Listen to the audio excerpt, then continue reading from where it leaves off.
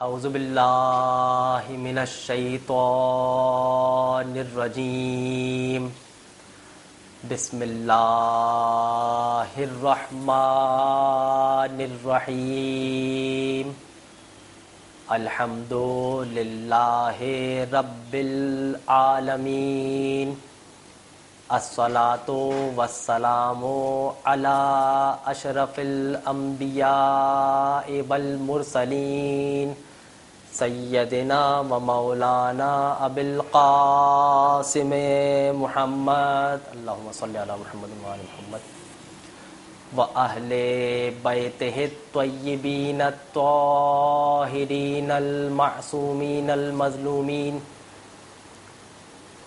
اما بعد فقد قال اللہ تبارک و تعالی فی محکم کتابہ المبین وقولہ الحق بسم اللہ الرحمن الرحیم الیوم اکملت لکم دینکم واتممت علیکم نعمتی ورضیت لکم الاسلام دینا۔ محترم ناظرین کرام، مجلس عزا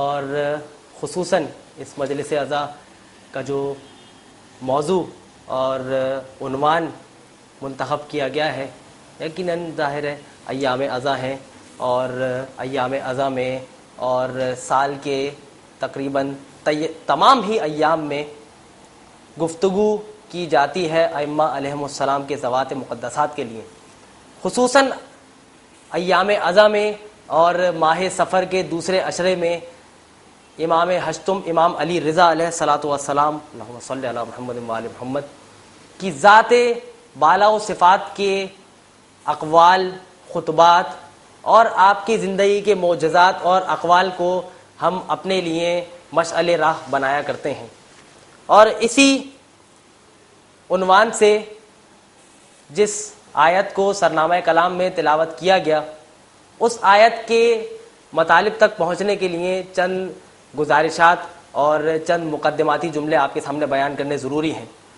تو محترم ناظرین، چونکہ خداوند متعال نے بہت آہستہ آہستہ اور آسان الفاظ میں گفتگو کروں گا، خداوند متعال نے انسان کو جب سے اس دنیا میں خلق کیا ہے، تب سے حضرت انسان کی اصلاح کے لیے، انسان کو صحیح راستہ دکھانے کے لیے اور انسان کو صحیح اور غلط کا فیصلہ کرنے کے لیے اللہ تعالی نے دو چیزیں انسان کو دیں۔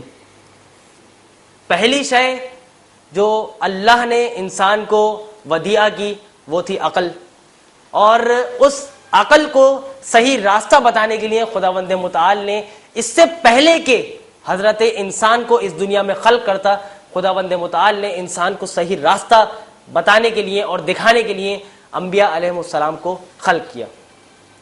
اور کیا خوبصورت خداوند متعال نے قرآن مجید میں قول نقل کیا، میں فقط ترجمہ کروں گا وقت کی کمی کی وجہ سے، کہ ہدایت کی ذمہ داری ہمارے ہاتھ میں ہے۔ آپ غور کیجئے گا کہ خداوند متعال یہ بیان کرنا چاہ رہا ہے کہ ہادی بنانا بھی ہمارا کام ہے، اور کس کو ہادی بنانا ہے یہ بھی ہمارا کام ہے۔ بہت توجہ کیجئے گا، یعنی اللہ ہی ہادی بنائے گا، اور کس کو بنانا ہے یہ بھی اللہ کے ذمے اور سپرد ہے۔ تو محترم ناظرین، یہ جو ہدایت کی ذمہ داری ہے، یہ ہدایت کی ذمہ داری خداوند متعال نے اپنے ہاتھوں میں رکھی ہے۔ ہاتھوں سے مراد یہ ہے کہ خدا نے اپنے پاس رکھی ہے۔ بھائی یہ تو قرآن مجید میں جگہ جگہ بیان کیا گیا ہے نا کہ اللہ ہر چیز پر قدرت رکھتا ہے، تو قدرت رکھنے کا مطلب یہ ہے کہ اللہ کا ہاتھ اس شے پر نہیں ہے، یہ جملہ اپنے ذہنوں میں محفوظ رکھیے گا، بلکہ اللہ دنیا کی ہر شے پر قدرت رکھتا ہے اور تسلط رکھتا ہے۔ تو عزیز محترم ناظرین کرام، خداوند متعال نے حضرت انسان کو جب خلق کر دیا، انسان کو خلق کرنے کے بعد اور انبیاء علیہ السلام کو اس انسان کی اصلاح کے لیے بھیجا۔ جب خداوند متعال نے انسان کی اصلاح کے لیے انبیاء علیہ السلام کو بھیجا تو 1,24,000 پیغمبروں کا اختتام ہوا محمد رسول اللہ کی ذات گرامی پر. اللہم صلی علی محمد و آل محمد. جب اختتام ختم نبوت ہوا محمد رسول اللہ کی ذات پر, تو اب بہت توجہ کیجیے گا, اب محمد رسول اللہ کے بعد یا محمد رسول اللہ کی وفات کے بعد اب امت جائے تو کہاں جائے. بہت توجہ کیجیے گا, ہمارا موضوع چونکہ ولایت ہے اور امامت ہے, ظاہر ہے امامت تک پہنچنے کے لیے چند مقدماتی جملے بیان کرنے بھی ضروری ہے نا. تو اب غور کیجیے گا کہ اس ولایت کو جو خدا نے, اس رسالت کو جو خدا نے, اس امامت کو جو خدا نے اپنے ہاتھ میں رکھا ہے اور اپنے پاک اور پاکیزہ اور صاحبان عصمت کے ہاتھوں میں دیا ہے, یہ امامت جب رسالت میں منتقل ہوئی ہے, بہت توجہ کیجیے گا, تب خداوند متعال نے قرآن مجید میں یہ ارشاد فرمایا جو میں نے سرنامہ کلام میں آیت آپ کے سامنے نقل کی. الیوم اکملت لکم دینکم, سورہ مائدہ 5واں سورہ ہے قرآن مجید کا, اور اس سورے کی 67ویں آیت کی تلاوت میں نے آپ کے سامنے کی. ارشاد ہوتا ہے الیوم اکملت لکم دینکم واتممت علیکم نعمتی ورضیت لکم الاسلام دینا. کہ اے محمد, الیوم, آہستہ آہستہ سنیے گا, الیوم اکملت لکم دینکم, آج کے دن محمد رسول اللہ کا دین کامل ہو گیا, آج کے دن محمد رسول اللہ کا دین تمام ہو گیا, تمام کے تمام احکامات محمد رسول اللہ پر نازل کر دیے گئے. اچھا, الیوم اکملت لکم دینکم واتممت علیکم نعمتی, اور آج ہی کے دن خداوند متعال نے محمد رسول اللہ پر تمام نعمتوں کو کامل کر دیا. اچھا, ورضیت لکم الاسلام دینا, آج کے دن خداوند متعال دین محمدی سے راضی ہو گیا. اچھا, تو یہ کون سا دن ہے ایسا کہ جس دن یہ 3 یا 4 کام ہو رہے ہیں؟ الیوم اکملت لکم دینکم, آج کے دن دین کامل ہو رہا ہے. واتممت علیکم نعمتی, اور نعمتیں محمد رسول اللہ پر تمام ہو رہی ہیں. ورضیت لکم الاسلام دینا, اور آج کے دن محمد رسول اللہ کے دین سے خداوند متعال راضی ہو رہا ہے. بھائی عجیب و غریب ہے یہ, خداوند متعال کے رسول نے جب تک, توجہ کیجیے گا, جب تک علی کی ولایت کا اعلان غدیر خم میں نہیں کیا, تب تک نہ خداوند متعال دین محمد سے راضی ہوا, نہ خداوند متعال نے دین محمد پر اپنی نعمتوں کو تمام کیا. وہی توجہ کیجیے گا, سورہ مائدہ اسی سورے کی 67ویں آیت, بہت توجہ کیجیے گا. اور جو سرنامہ کلام میں نے آپ کے سامنے آیت پڑھی وہ سورہ مائدہ اسی سورے کی 3ری آیت. کیا ارشاد ہو رہا ہے؟ یا ایھا الرسول بلغ ما انزل الیک من ربک وان لم تفعل فما بلغت رسالتہ. یعنی کیا کہ اے رسول آپ اس پیغام کو پہنچا دیجئے جو پیغام خداوند متعال کی طرف سے آپ پر پہنچا دیا جا چکا ہے. اچھا, وان لم تفعل, اگر آپ نے اس پیغام کو نہ پہنچایا تو فما بلغت رسالتہ, تو آپ نے گویا اپنی رسالت کو نہ پہنچایا. بھائی بہت توجہ کیجیے گا, کون سا یہ پیغام ہے؟ میں نے ابھی آپ کی خدمت میں عرض کیا کہ یہ وہ پیغام ہے کہ جب محمد رسول اللہ حجۃ الوداع سے واپس آ رہے تھے, آخری حج کر کے واپس آ رہے تھے, اور 1.25 لاکھ کا مجمع تھا, اور اس 1.25 لاکھ کے مجمع میں محمد رسول اللہ نے دونوں ہاتھ بلند کر کے علی کو اٹھا کر کہا کہ من کنت مولاہ فہذا علی مولا. جب تک رسول اللہ نے علی کی ولایت کا اعلان نہ کیا تب تک نہ دین کامل ہوا, نہ تمام کی تمام نعمتیں خداوند متعال نے محمد رسول اللہ پر تمام کر دی, اور نہ ہی دین محمدی سے اللہ راضی ہوا. تو بھئی یہ ولایت علی کا پیغام جس کو پہنچانے کی ذمہ داری محمد رسول اللہ پر اللہ نے دی ہے, یہ ولایت اس قدر خطرناک شے ہے, بہت توجہ کیجیے گا, کہ محمد رسول اللہ کی رسالت خطرے میں ہے اگر اس ولایت کا پیغام نہ پہنچایا جائے. بہت توجہ کیجیے گا, اگر محمد رسول اللہ علی کی ولایت کا پیغام امت تک نہ پہنچائیں تو وَإِن لَّمْ تَفْعَلْ فَمَا بَلَّغْتَ رِسَالَتَهُ, تو گویا آپ نے کار رسالت انجام دیا ہی نہیں. تو جب علی کی ولایت کا پیغام پہنچانے پر محمد رسول اللہ کی رسالت پر مہر ثبت لگے گی. اگر محمد رسول اللہ علی کی ولایت کا پیغام نہ پہنچائیں تو آپ کی رسالت خطرے میں ہے. تو جب علی کی ولایت کا پیغام نہ پہنچا کر محمد رسول اللہ کی رسالت خطرے میں ہے, بہت توجہ کیجیے گا, تو آج کا مومن بغیر ولایت علی کا اقرار اور اعلان کیے کیسے جنت میں جا سکتا ہے؟ تو عزیزان محترم, یہ ولایت وہ شے ہے کہ ہم اکثر اس دعا کو تلاوت کرتے ہیں کہ الحمدللہ الذی, اب میں عربی نہیں پڑھوں گا, فقط اردو میں ترجمہ کروں گا. بابرکت ہے وہ ذات, ہم شکر گزار ہیں اس ذات کے کہ جس ذات نے ہمیں علی کی ولایت کے ساتھ متمسک رکھا. اور پالنے والے, ہم تجھ سے یہی گزارش کرتے ہیں, ہماری دعا تیری بارگاہ میں یہی ہے کہ پالنے والے ہم کو علی کی ولایت کے ساتھ متمسک رکھ. بھائی ہے نا, ہم یہی دعا کرتے ہیں کہ خداوند متعال ہمیں فلاں نعمت دے دے. بہت توجہ کیجیے گا, خداوند متعال تو ہمیں فلاں نعمت دے دے. جب اللہ وہ نعمت حضرت انسان کو دے دے تو کیا انسان وہ دعا کرنا چھوڑ دے گا؟ بھائی آپ سے سوال ہے, اگر انسان, توجہ کیجیے گا, اگر انسان اللہ سے دعا کرے اور اللہ انسان کی دعا قبول کر لے, اور مثلا انسان دعا کرے کہ پالنے والے مجھے اولاد دے دے. اچھا, اب اگر اللہ انسان کو اولاد دے دے اور اب انسان اولاد کی دعا کرنا بند کر دے؟ جی نہیں, اب دعا کی نہج اور طریقہ کار بدل جائے گا. پہلے دعا تھی کہ حضرت انسان یہ دعا کر رہا ہے کہ پالنے والے مجھے اولاد نرینہ دے دے. اچھا, اب اولاد مل گئی تو اب کیا دعا کرنی ہے؟ اب یہ دعا کرنی ہے کہ پالنے والے یہ جو اولاد تو نے مجھے دی ہے وہ صحیح اور سالم رہے اور دین محمدی کے کام آنے والی بنے. یہ دعا ہمیں کرنی ہے. ٹھیک ہے, تو اب یہ جو ولایت ہے, کیا شے ہے یہ ولایت؟ ولایت نہ ہو تو جناب فاطمہ بنت اسد جب قبر میں ہیں اور سوالات کے جوابات دیے جا رہی ہیں اور ولایت کا جب سوال کیا جاتا ہے تو خاموش ہو جاتی ہیں, محمد رسول اللہ مدد کرتے ہیں.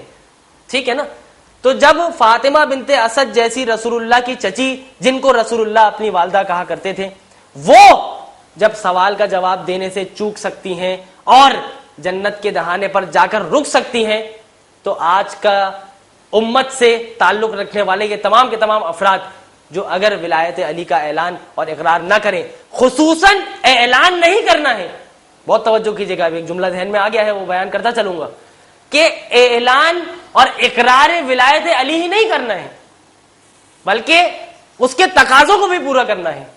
بہت توجہ کیجیے گا, کیا ہے تقاضے ولایت علی کے؟ ولایت علی کے تقاضے یہ ہیں کہ ہم ان احکامات الہیہ پر عمل کر لیں جو خداوند متعال نے ہم تک پہنچائے ہیں, اور ہم ان چیزوں سے بچ جائیں, اپنے آپ کو روک لیں کہ جن چیزوں پر خداوند متعال نے حرمت کا فتویٰ لگایا ہے. کون سی شے؟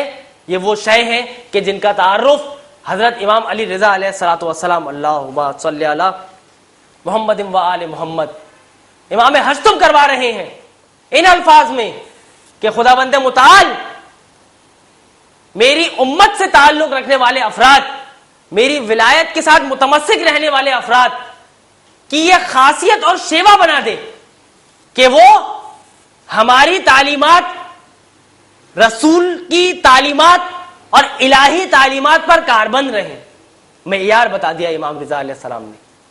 شہادت کے ایام ہے نا امام رضا کے, اور آپ کی ولایت بھی ایسی ولایت ہے کہ جو ولایت علی کی ولایت تھی, جو ولایت حسن کی ولایت تھی, تمام ائمہ علیہم السلام کی ولایت جیسی ویسی ولایت امام علی رضا علیہ الصلوۃ والسلام کی ولایت.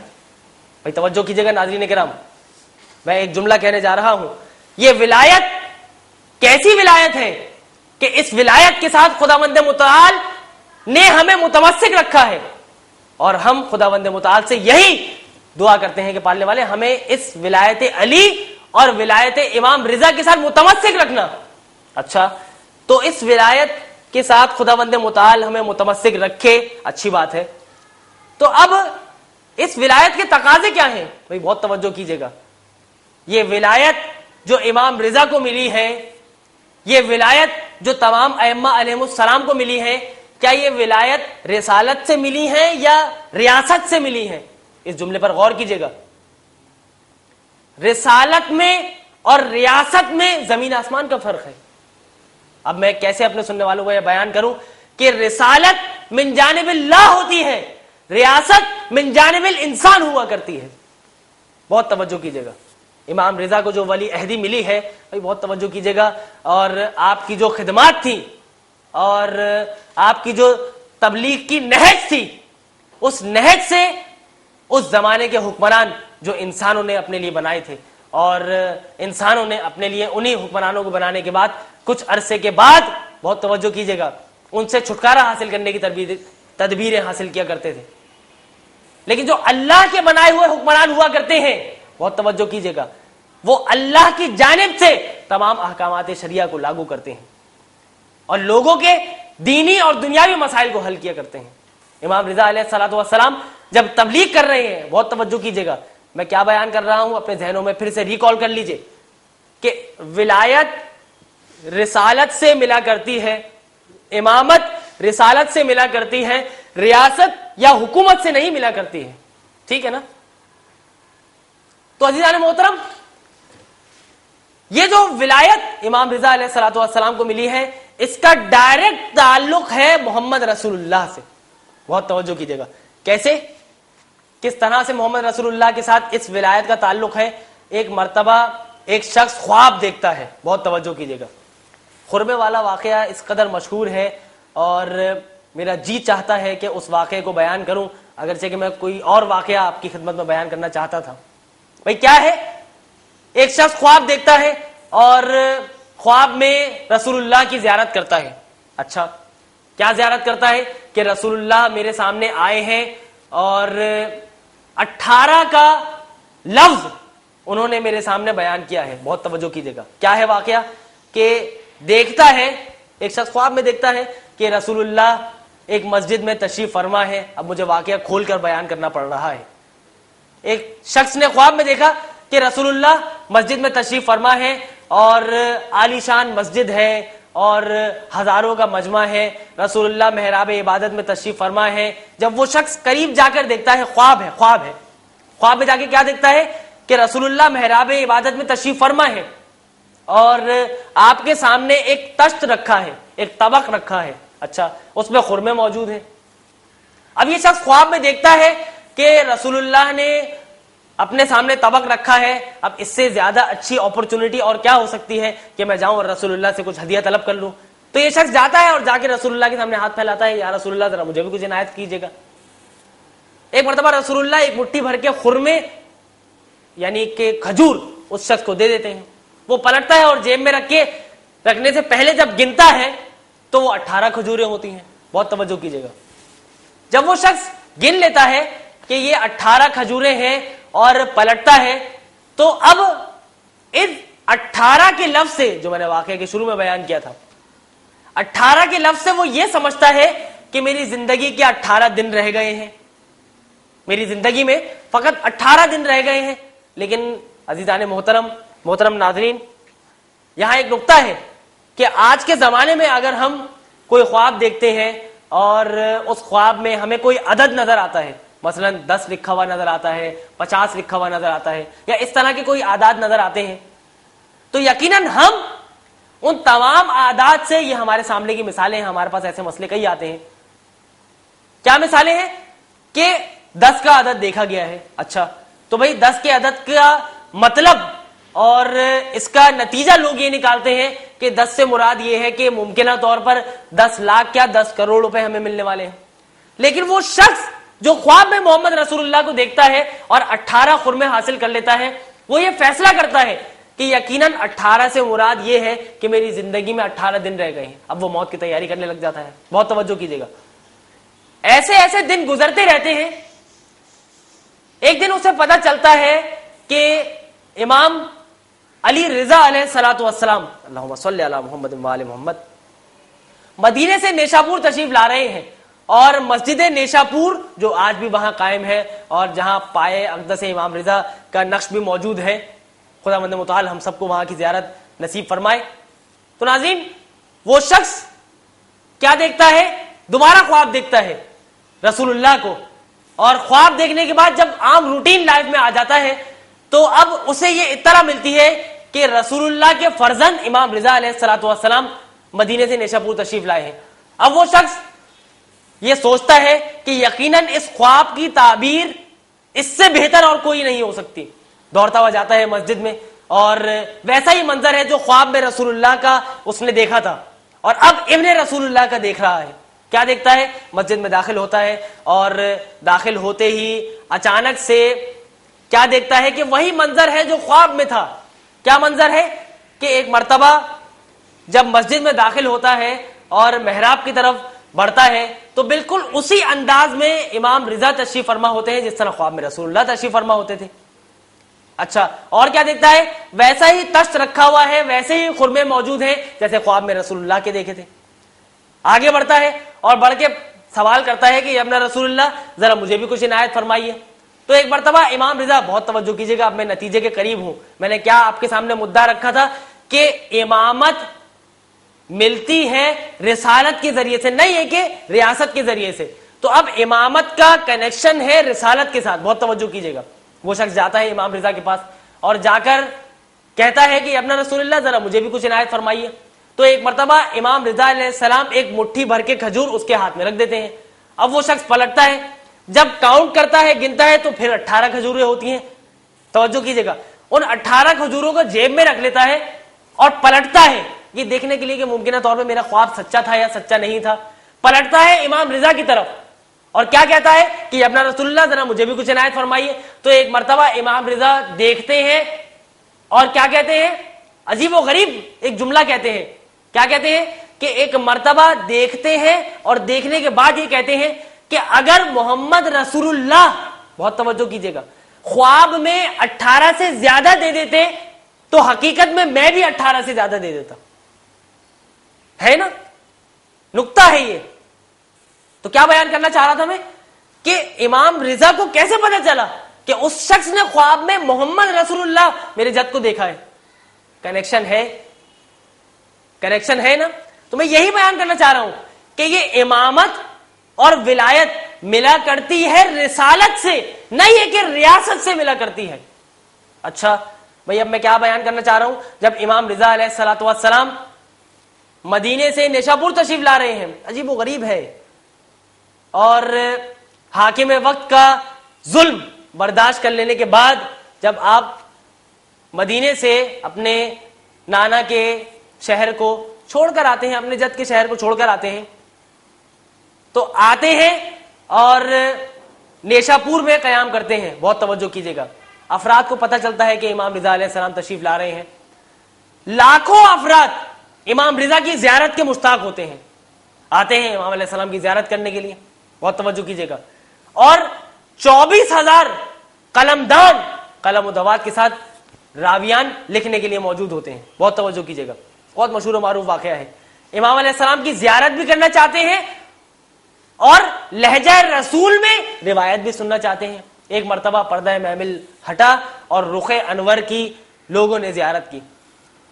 زیارت کر لینے کے بعد افراد نے یہ ریکویسٹ کی کہ مولا ذرا کچھ بیان بھی فرمائیے, اس قدر اتنے عرصے کے بعد ہم نے روح اقدس رسول کی زیارت کی ہے, اور اب ذرا لہجہ رسول میں بھی کچھ سنائیے. تو امام علیہ السلام ایک پرمغز جملہ تعلیم فرماتے ہیں. کیا فرماتے ہیں؟ کلمۃ لا الہ الا اللہ حصنی فمن دخل حصنی امن من عذابی. کلمہ لا الہ الا اللہ میرا قلعہ ہے, اور جو شخص اس قلعے میں داخل ہو گیا وہ اللہ کے عذاب سے بچ گیا.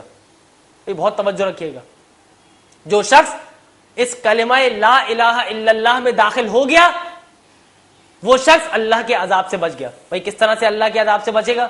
اس کی کچھ شرطیں اور شرائط بھی ہیں, امام علیہ السلام بیان کرتے ہیں. وَلَٰكِن بِشَرْطِهَا وَشُرُوطِهَا. کیا بیان کر رہے ہیں کہ اللہ کے عذاب سے بچنے کے لیے چند شروط اور شرائط بھی ہیں. وَأَنَا مِن شَرَائِطِهَا, اور میری ولایت, میری امامت کے ساتھ متمسک رہنا ان شرائط میں سے ایک شرط ہے. عزیزان محترم, آپ نے غور کیا اس ولایت کے مفہوم کو, اس امامت کے مفہوم کو. یہ کیا ہے امامت؟ فقط ہمیں امام رضا علیہ الصلوۃ والسلام کی امامت کو ماننا ہی نہیں ہے, ماننا تو ہے ہی, بلکہ انہوں نے جو کہا ہے اس پر بھی تو عمل کرنا ہے نا. امام علیہ السلام بیان کرتے ہیں امام کی امامت کے بارے میں قطعی دلیل کیا ہے, وہ قرآن میں بھی ہے, احادیث میں بھی ہے. فقط میں ایک عقلی دلیل دینا چاہ رہا ہوں. امام محمد تقی علیہ الصلوۃ والسلام, اللہم صلی علی محمد وآل محمد, کھڑے ہیں, آپ کا عالم بچپن ہے اور چند بچے آپ کے ساتھ کھڑے ہیں. جب آپ دیکھتے ہیں کہ حاکم وقت جو انسانوں کا بنایا ہوا ہے حکمران, وہ اپنے لاؤ لشکر کے ساتھ اور پروٹوکول کے ساتھ سڑک سے گزرتا ہے, جو ہی تمام کے تمام بچے اس حاکم وقت کے لشکر کو دیکھتے ہیں بھاگ کھڑے ہوتے ہیں. امام محمد تقی کھڑے رہتے ہیں. بہت توجہ کیجیے گا. اب میں بیان کیا کرنا چاہ رہا ہوں کہ امامت کا اصل معیار جو قرآن اور حدیث میں ہے وہ تو ہے ہی, عقلی معیار کیا ہے, اس واقعے سے میں بیان کرنا چاہ رہا ہوں. امام تقی نے کیا بیان کیا کہ سب بچے کھڑے رہے حاکم وقت کو دیکھنے کے بعد. میں اپنے جملے کی تصحیح کر دیتا ہوں کہ سب بچے بھاگ گئے, امام تقی علیہ السلام کھڑے رہے. اچھا, تو پھر اب کیا ہوا؟ اس حاکم وقت نے پردہ محمل ہٹایا اور دیکھا کہ سب بچے بھاگ گئے ہیں لیکن امام تقی علیہ السلام کھڑے ہیں. چلا جاتا ہے شکار کرنے کے لیے, شکار کر کے واپس آتا ہے. اچھا, اب یہ شکار کی بات تو تاریخ میں لکھی ہے, اس لیے میں نے آپ کی خدمت میں بیان کر دی. امام محمد تقی کو تو نہیں پتا کہ وہ حاکم وقت گیا ہے تو کہاں گیا ہے. یہ ہے علم امامت. واپس آتا ہے, دوبارہ جو بچے منتشر ہو چکے تھے پہلے, اب وہ دوبارہ جمع ہو جاتے ہیں. جیسے ہی حاکم وقت کے لشکر کو دیکھتے ہیں تو پھر دوبارہ سے بچے منتشر ہو جاتے ہیں, لیکن امام محمد تقی علیہ السلام کھڑے رہتے ہیں. اچھا, تو اب حاکم وقت گفتگو کرتا ہے امام محمد تقی سے. کیا کہتا ہے کہ ذرا یہ بیان کیجیے گا کہ جب لشکر آ رہا تھا تو سب بچے بھاگ گئے, آپ کیوں نہیں بھاگے؟ تو امام نے پرمغز جواب دیا. کیا کہا کہ آپ کے لشکر کے لیے راستہ طویل تھا, سڑک کشادہ تھی, مجھے یہاں سے ہٹنے کی ضرورت ہی نہیں تھی. تو ایک مرتبہ ٹھٹک گیا حاکم وقت اور امام تقی سے سوال کرتا ہے کہ بیٹے ذرا یہ تو بیان کرنا کہ میرے ہاتھ میں کیا ہے. امام علیہ السلام معیار بتا دیتے ہیں.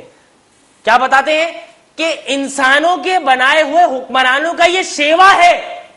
کیا شیوا ہے؟ انسانوں کے بنائے ہوئے حکمرانوں کا یہ شیوا ہے کہ اللہ کے بنائے ہوئے اماموں سے امتحان لیتے ہیں. کیسے امتحان لیتے ہیں؟ شکار کرنے جاتے ہیں, شکار کر کے جب واپس آتے ہیں تو اپنے ہاتھ میں مچھلی پکڑنے کے بعد انسانوں کے بنائے ہوئے حکمران اللہ کے بنائے ہوئے اماموں کے ساتھ امتحان لیا کرتے ہیں. آپ نے غور کیا؟ کیا غور کیا کہ بچے, اب میں نتیجہ دینے جا رہا ہوں, بچے حاکم وقت کو دیکھ کر بھاگ گئے اور امام تقی علیہ السلام کھڑے رہے کیونکہ اللہ کے بنائے ہوئے امام تھے. امام رضا علیہ السلام کی زیارت کے لیے لاکھوں افراد نیشا پور آ گئے. کیوں؟ کیونکہ اللہ کے بنائے ہوئے حکمران تھے. تو اب نتیجہ اور کلی قاعدہ کیا نکلا کہ جو انسانوں کا بنایا ہوا حاکم ہوتا ہے اسے دیکھ کر بچے ڈر کے بھاگ جاتے ہیں, لیکن جو اللہ کا بنایا ہوا حکمران, اللہ کا بنایا ہوا امام, اللہ کا بنایا ہوا ولی ہوا کرتا ہے, اسے دیکھ کر لوگ جمع ہو جایا کرتے ہیں. ایک درود کی تلاوت فرما لیجئے, اللہم صلی علی محمد و آل محمد. تو عزیزان محترم, آج کی تقریر کا کیا پیغام نکل رہا ہے؟ اس سے پہلے کہ میں مصائب کا ایک جملہ بیان کروں اور اپنی تقریر کو تمام کروں, فقط ایک جملہ کہ ہم اس ولایت کے ساتھ متمسک ہیں, بہت اچھی بات ہے. کیا ہم اس ولایت کے تقاضوں کو بھی پورا کر رہے ہیں؟ فقط یہ کہنا کہ ہاں مولا کائنات آپ پہلے امام ہیں, ہم آپ کو مانتے ہیں, بہت اچھی بات ہے, ماننا ضروری ہے 12 اماموں کو, لیکن فقط ماننے سے کام چلے گا؟ جی نہیں, ان کو تو مانتے ہیں, ان کی بھی ماننی چاہیے. بھائی ہے نا, ہم یہ کہتے ہیں کہ ہم دعوی محبت الہی کرتے ہیں, بہت اچھی بات ہے. تو کیا آپ اللہ سے محبت کرنے کے ساتھ ساتھ اللہ کی بھی سنتے ہیں؟ سننی چاہیے, واجب ہے, تاکہ ہم اپنی زندگی کو صحیح اصولوں پر استوار کر لیں, ہے نا. تو اگر ہم اپنی زندگیوں کو صحیح اصول پر استوار کرنا چاہتے ہیں تو ہمیں ائمہ کی ولایت کے ساتھ متمسک رہنا بھی ہے، اور ائمہ کی ولایت کے تقاضوں کو پورا کرنے کے لیے ائمہ علیہ السلام کی تمام اقوال، تمام عادات کو اپنی زندگیوں میں اپلائی کرنے کی بھی ضرورت ہے۔ تو عزیزان محترم، یہ کون عظیم ترین ہستیاں ہیں کہ جن کے صدقے میں خداوند متعال نے اس کائنات کو خلق کیا ہے؟ بھئی اب عجیب و غریب جملے ہیں یہ۔ کیا ہے کہ عموماً یہ کہا جاتا ہے کہ رونا بدعت ہے۔ اب میں اس بحث میں نہیں جاؤں گا۔ بھئی رونا عین فطرت ہے۔ کس طرح؟ محمد رسول اللہ نے جناب حمزہ کے لاشے پر گریہ کیا ہے۔ محمد رسول اللہ خاتم النبیین نے جناب حمزہ شہید کے لاشے پر گریہ کیا ہے۔ اب میں کیسے بیان کروں اپنے ناظرین کی خدمت میں کہ کون جناب حمزہ؟ یہ وہ جناب حمزہ تھے کہ جن کو محمد رسول اللہ کے ساتھ ایک خاص انسیت حاصل تھی۔ بھئی بہت توجہ سے سنیے گا، فقط 2 یا 3 منٹ کی زحمت ہے۔ کون جناب حمزہ؟ یہ وہ جناب حمزہ ہے کہ جنہیں محمد رسول اللہ انتہائی پسند کیا کرتے تھے، ایک دوسرے کے ساتھ انتہائی الفت تھی، بہت عزت اور احترام کیا کرتے تھے۔ کون جناب حمزہ؟ کہ جب ایک مرتبہ جناب حمزہ کے لاشے کو مسلح کر دیا گیا اور محمد رسول اللہ نے یہ دیکھا کہ تمام کے تمام لواحقین، تمام کے تمام قبائل اپنے اپنے مقتولین، اپنے اپنے شہداء پر رو رہے ہیں، لیکن میرے حمزہ پر رونے والا کوئی نہیں ہے، تو ایک مرتبہ محمد رسول اللہ نے آواز دی کہ کیا جناب حمزہ پر رونے والا کوئی نہیں ہے؟ ایک مرتبہ محمد رسول اللہ کو یہ اطلاع دی گئی کہ جناب حمزہ کی بہن تشریف لا رہی ہیں۔ ارے جناب حمزہ کی بہن تشریف لا رہی ہیں۔ ایک مرتبہ محمد رسول اللہ نے اپنے چچا جناب حمزہ کے لاشے پر ایک چادر ڈلوا دی۔ صحابی نے پوچھا کہ یا رسول اللہ چادر ڈالنے کی ضرورت کیا تھی؟ تو ایک مرتبہ محمد رسول اللہ نے گریہ کیا، اور گریہ کرنے کے بعد یہ بیان کیا کہ کسی بہن میں یہ طاقت نہیں ہے، ارے کسی بہن میں یہ طاقت نہیں ہے کہ اپنے بھائی کا لاشا مسلح حالت میں دیکھے۔ تو اب میں کہوں گا یا ابن رسول اللہ، آپ کربلا کے میدان میں اس طرح سے قتل کر دیے گئے جب محمد رسول اللہ جناب حمزہ کی بہن کے لیے اس قدر اہتمام فرما رہے ہیں۔ جناب امام حسین آپ خوش قسمت نہ رہے، ارے آپ کے لاشے پر گھوڑے دوڑائے گئے۔ ہاں دادان مظلوم کربلا، یہ کون ہے صاحبان ولایت؟ یہ کون ہے؟ ایک مرتبہ جب امام رضا علیہ الصلوۃ والسلام نے اپنے صحابی جناب ہرسمہ کو یہ وصیت کر دی کہ اے ہرسمہ، اب میں دربار میں جا رہا ہوں، اب میں واپس نہ آ سکوں گا، میری وصیت کو لکھ لو۔ اور میری وصیت کو لکھنے کے بعد ایک مرتبہ جب میرا انتقال ہو جائے تو انتظار کرنا، میرا فرزند آئے گا اور میرے لاشے پر نماز جنازہ پڑھے گا، اور میرا فرزند میرے لاشے کو دفنائے گا، تو میرے فرزند کا انتظار کرنا۔ ہاں زاداران مظلوم کربلا، ایک مرتبہ امام رضا علیہ الصلوۃ والسلام، کیا کون ہے یہ امام ہشتم؟ ایک مرتبہ امام علیہ السلام جاتے ہیں حاکم وقت کے دربار میں اور عجیب و غریب منظر دیکھتے ہیں کہ جن انگوروں کے اندر زہر ہے امام علیہ السلام کو پیش کیا جاتا ہے۔ امام علیہ السلام وہ زہر آلود انگور تناول فرماتے ہیں، ایک مرتبہ تشریف لے جانا چاہتے ہیں۔ حاکم وقت امام علیہ السلام سے سوال کرتا ہے کہ آپ کہاں کی طرف جا رہے ہیں؟ تو ایک مرتبہ امام رضا علیہ السلام یہی بیان کرتے ہیں کہ ارے جہاں تو نے مجھے بھیجا ہے، ارے میں وہیں جا رہا ہوں۔ امام علیہ السلام گھر تشریف لائے، ارے بستر پر کبھی کروٹ بدلتے ہیں، ارے کبھی بیٹھ جاتے ہیں، ارے کبھی کھڑے ہو جاتے ہیں۔ اسی عالم میں روح قفس عنصری سے پرواز کر جاتی ہے۔ انا للہ و انا الیہ راجعون. اس شان سے امام رضا علیہ السلام کا ارے جنازہ چلا، ارے ہزاروں افراد کا مجمع تھا.